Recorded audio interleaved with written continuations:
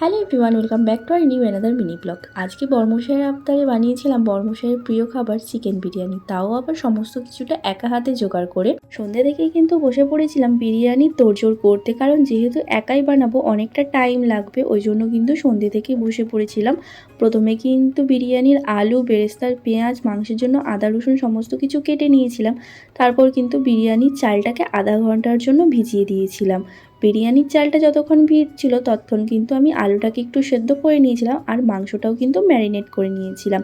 বিরিয়ানির আলু আর বেরেস্তাটা ভেজে নেওয়ার পর কিন্তু মাংসটা কষিয়ে নিয়েছিলাম। যতবারই বিরিয়ানি করেছি ততবারই কিন্তু আমি মাংসটা কষিয়ে বিরিয়ানি করেছি।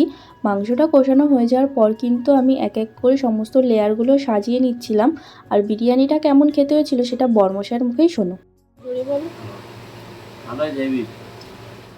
খাওয়া দাওয়া করে প্রতিদিনের মতো হাঁটতে বেরিয়েছিলাম। তো আজকের মিনি ব্লগটা এই পর্যন্ত, টাটা।